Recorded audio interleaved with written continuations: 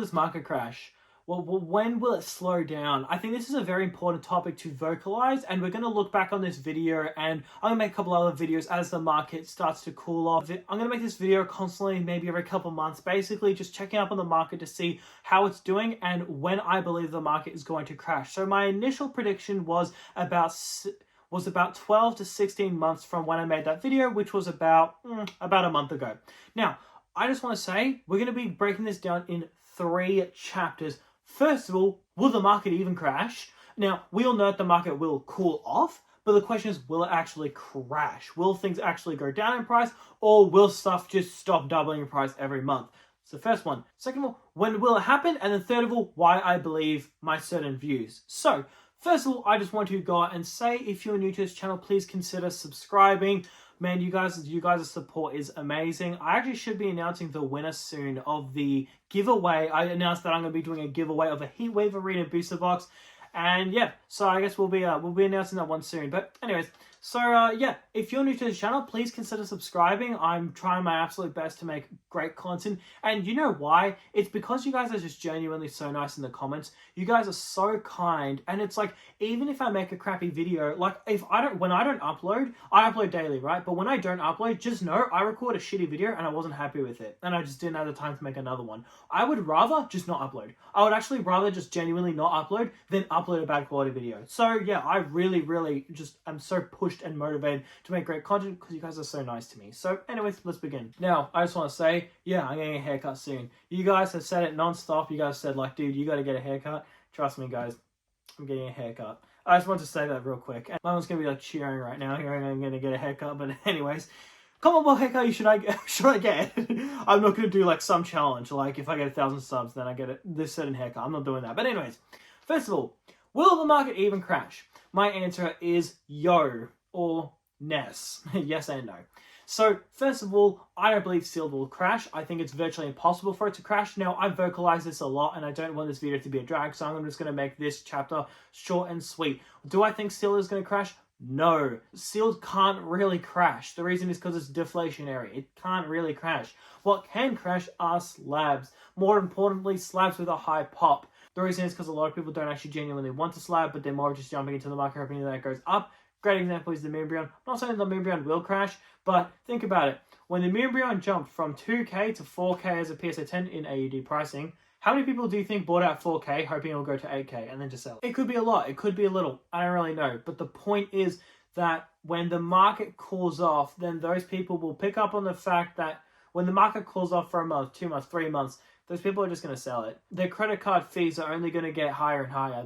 Their bills are going to get past due and they're going to have to sell it. So I believe singles will absolutely get clapped during this time. I think older singles like the Moonbryon, actually the Moonbryon was a really bad example. I don't think the Moonbryon will go down in price. I'm just going to go out and say it. The reason is because price memory is a thing. Price memory taints prices. So what is price memory? Price memory is this thing where basically if you remember something being a certain price, then when it goes up or down, you bitch and moan about it. But more importantly, you're used to the price that it's at. So Prismatic Evolutions is a great example. Prismatic Evolutions cannot go to MSRP, even if it got printed into Oblivion. And you know why? Because price memory is a thing. People are going to think to themselves, well, Prismatic Evolutions was $200 in Elite Trainer Box. I was buying it at $180. Now it's $150. I'm not going to let that go to retail. Hell no. People are just going to keep buying it up because price memory is a thing. If ETBs go from 150 to 130, people are immediately going to buy it up and it's going to go straight to 150. It would need so many reprints and Pokemon just don't have the printers for it. So it pretty much can't hit retail.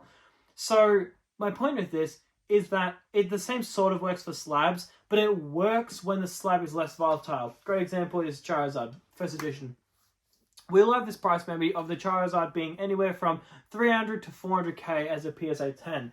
So then there's this price memory where if it dropped under for some reason, then people would buy it immediately. And why would they buy it? Because of price memory. They remember it being a certain price, so then they go, oh, that's cheap.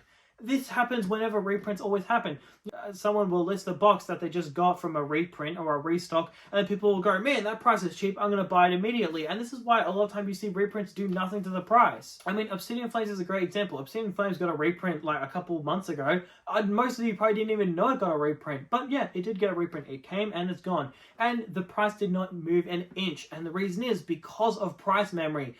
The second it would even think about dipping in price, people would just buy it up immediately because of price memory. Meaning it's going to be very difficult for these to actually crash.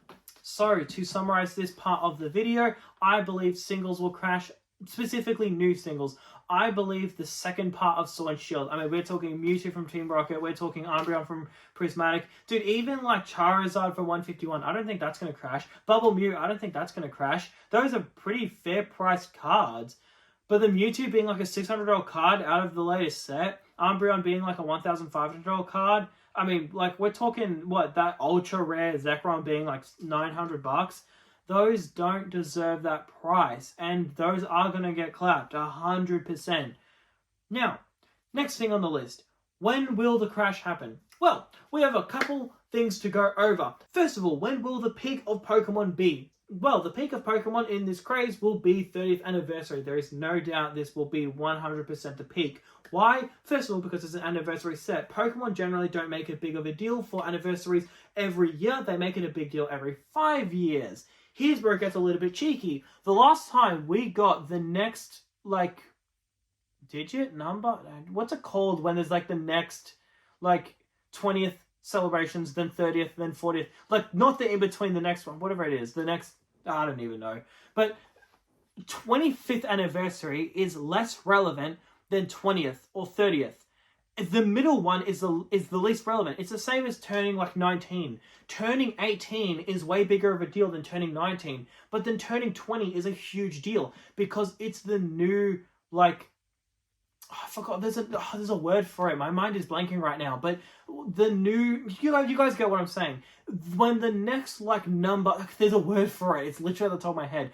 But that, when it, okay, I'm trying to think of it. But anyways, the point is that 30th anniversary will be way more influential than 20th anniversary. Because the last time we got the next number, which is from 15th anniversary to 20th anniversary, that would have been more exciting than the middle anniversary. So now that we're at 30th anniversary, it's a big freaking deal. Now, here's where it gets interesting. Where it gets interesting is the fact that this is something that's just going to blow your mind. Like, if you've stuck around to here, congratulations, because you're going to get, like, rewarded. Yes, the anniversary happens in February, but Pokemon have a history. The last 2 celebration sets they made it in October and September of that year. So, what does this mean? Well, this means, this is a bit crazy, but basically, yes, the anniversary of Pokemon is in February next year. The set will actually release, going by history of other, like, anniversaries, it will be near the end of 2026. That's pretty ridiculous. So, basically, everybody's aware that 30th anniversary is going to be the peak of Pokemon. But here's where it gets interesting. 30th anniversary will be so scalped into the oblivion and will be so sought after, most people won't even get it in the first print wave. People will wait for the second print wave, or the third, or they'll wait for this restock, or that restock. What does this mean? This means that a lot of people aren't even going to be able to experience it in 2026. Most people are going to wait till 2027. Here's where it gets interesting on top of that. Well, this is something a little bit crazy. Is that the fact that people are going to get sick and tired of it 6 months, a year after they can finally get their hands on it. Let's be real for a second. 30th anniversary, a lot of people who are in this hobby right now are going to think, I might as well wait till 30th anniversary is here. Can't really be hyped for anything else after that, which is honestly fair enough. Like, the unknown is, you can't really be hyped for the unknown, right? You need something to look forward to, you know? Like, that's why people look forward to Saturdays and Sundays, because it's the looking forward to something, right? My point is that that's the thing that everybody's looking forward to. That is the next big thing. But here's the thing. That is so far away. But not only is it so far away, most people aren't going to be able to get it the first print wave. They're going to have to wait for a restock or a reprint, which means they're not going to get it in 2026 of, like, let's just say it releases in September. They're going to have to wait till December or the next year, January or February or March. And then here's the thing. Then they get to crack packs. Mate, it's going to take them about 6 months for them to get sick of it. It's going to be like September of like 2027 when people start getting sick of it and don't really care anymore. But people still aren't going to sell it. People are going to start to sell it a couple months after that. More than likely, this thing is going to last for a good while. Like, not 2026, not 2027. This thing could last until like the end of 2027.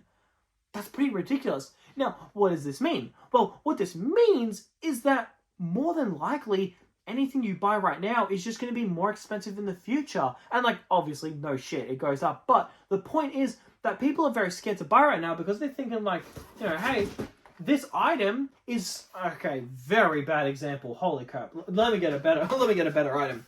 This item here is, you know, super hyped up. It's, you know, hard to get your hands on, but people are thinking, well, hang on. Yes, in the long run, this will be a $300 box. It'll be a $400 box in the long run, sure. But people are more thinking in the next 2 years. People are thinking, well, hang on, in the next 2 years, if we know it's going to dip in price, I'd rather just buy it in 2 years, right?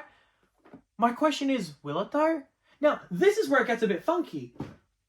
If this craze lasts until, let's just say, the third quarter of 2027, you know Prismatic Evolutions is pretty much just going to be done with. You know Death and Rise is pretty much just going to be done with. Like, Surging Sparks is just going to be finished. Scarlet Violet will be finished. Yeah, it's going to be finished. Mega Evolution will be finished. Oh, far out my hair. Holy crap. It's getting really annoying. Oh, man, far out. Anyways, Mega Evolution will be finished. Mega Evolution is a half era. They're only making half of an era. So, usually every era gets like 12 to 13 sets. Mega Evolution is only going to get about 6. Huh. Okay, that's pretty interesting. Mega Evolution is going to be done with. By the time the market is like fully cooled off, it's going to be like the next era on top of Mega Evolution. Mate, Scarlet Violet's going to be ancient. And then Sword and Shield. Oh my goodness, Sword and Shield is going to go to the freaking moon. Mate, you thought this was expensive? Holy crap, you haven't seen anything. Evolving Skies are going to be $10,000 a booster box. 100%. Why wouldn't it? The market is going to stay hot for so long. And might I just say something? You know why I know the market is going to do so well? Is that you have so many people talking about how they're ready to buy when the market cools off. Everybody's saying that. Everybody's saying, oh, I can't wait for booster boxes to be $200. I can't wait for booster boxes to be $250. People are saying, oh, you know, I'm going to wait till the market cools off. Okay, so this is quite interesting. So not only the market is incredibly hot right now, everything is breaking all-time highs, literally everything, but you also have a stampede of people ready to buy it the second it cools off. We haven't seen that before. Like, that is ridiculous. I mean, take Bitcoin, for example. No one waits for Bitcoin to dip. Like, technically, yes, there are people waiting for it to dip, but most people jump into it and then just hope it goes up more. Most people buy Bitcoin and then just say, yeah, Bitcoin is going to $1 million. That's the euphoria people are built on. But for Pokemon, it's just a little bit different. Because with Pokemon, people are actually actively saying, yeah, I'm waiting for the dip. Yeah, I'm actually waiting for the market to cool off. But when you have so many people waiting for the market to cool off, I don't know. It just kind of goes to tell me, well, hang on. Maybe the market won't cool off for a good while. I want to use this Mega Charizard for an example. This Mega Charizard was probably one of, if not the most obvious play in pretty much this entire era. It is Charizard, the safest bet you can possibly make. Now, they're making a Mega Evolution Charizard set. They announced it months ago. I bought this sucker for about $900. I was late to the party, 100%. It was like $600. I was just focused on other shit, and I had some sealed product that I couldn't really move, so I just swapped it for one of these. I thought, might as well. It's going to go up, so happy days. This sucker is almost $1,400. It's about $1,350. It's almost $1,400. I'd be willing to bet that when the Mega Evolution set comes out, I'd be willing to bet this is $2K. I'd be willing to bet it's $2.5. Maybe if we're feeling a little naughty, $3K. But my point with this is that the market is just so hot right now. Like, even something as obvious as this, there's just room to make money. And that's ridiculous. Because, like, dude, go back in time. Go back, like, a couple years ago. Every single, like, speculation play had already been captured. Every single, like, Evolving Skies had already been captured. Moonbrown going up had already been captured. All arts that were good had already been captured. all this stuff had already been captured. And it's like there was no potential to make money in a sense, because anything that had gone up, because anything that would go up for a good while had already gone up. But for this, it's like, this is such an obvious play. It's like Mega Rayquaza. Dude, I'd be willing to bet if you buy a Mega Rayquaza and you wait till the release of Mega Rayquaza set, I'd be willing to bet you're going to make money on it. I'd be willing to bet people are going to buy the original one up until, like, the day of release. Like, 100%. Desmorales is a great example. Bro, the Team Rocket set was announced, like, a year ago. They announced that shit in, like, 2024. Like, early 2024 that they would make a Team Rocket set. It was so long ago. Then the original Team Rocket cards just crept up. But the thing is, 1 week before Desmorales came out, then all of the original Team Rocket cards rallied up even more. And it's like, it kind of goes to show you, like, damn, there's a lot of strength in this market. Like, even something as obvious as that. You would think that all of the money to be made in there would have been captured, but it's like, no. There is so much money being poured into this market. Every single 2 weeks, something is 5xing in price. That is not normal. Now, what makes it interesting is the fact that, yeah, once again, people are saying that they're waiting for the market to dip so they can buy it up. You don't really see that often in many markets. Most of the time when the market is making all-time highs, people are just saying it's going to go to the moon and it's going to make me a millionaire. But then for this market, you have a lot of people saying, yeah, I'm just waiting for the dip. I'm waiting for it to go down so I can rebuy it again. And it's like, oh, okay, that's interesting. Like, usually you don't see that. Usually you see people saying that, you know, Bitcoin is going to $1 million, or Nvidia is going to $1,000, or Apple is going to $1,000. But for this, you've got people saying, yeah, it's not going to $1 million. I'm waiting for the dip, thanks. And people are saying, well, yeah, Desmorales, $550 a booster box. No, thanks. I'll wait for a reprint. That's interesting, because there's a lot more volume ready to be deployed than you really think. So to summarize, I think it's going to be, I think the market is going to stay cool until 2027. I think Q2 to Q3 is when the market is going to be, like, fully cooled off. But until then, there is so much money to be made. I would not be surprised if come 2027, of all these guys are going to be $10,000 a booster box. Strike is going to be $3,000, $4,000 a booster box. Lost Origin is going to be $3,000 a booster box. 151 is going to be $300 a booster bundle. Haldane Face Bubble Mew is going to be $1,000. It's going to be $3,000 as a PSA 10. Yeah. It's going to be crazy. The Prismatic Evolutions is going to be finished before the market cools off. Just know Prismatic Evolutions is going to be the first set in all of Pokemon history where from release to the end of it, you wouldn't be able to get it at MSRP unless you were, like, actually actively trying to hunt for it. It's going to be the first set in all of Pokemon where you could not obtain it at any point of its release without having to, like, backdoor it or get lucky. That's pretty ridiculous. So yeah, stay strapped in because we're going to be here for a while. Well, I'm going to be here for way after the market cools off. Sorry, I just want to be clear. I was about to, like, get up and turn off the phone, but, like, I've been in this market for a good while. I mean that the market is going to be hot for a good while, and there's going to be a lot of money to be made, so stay strapped.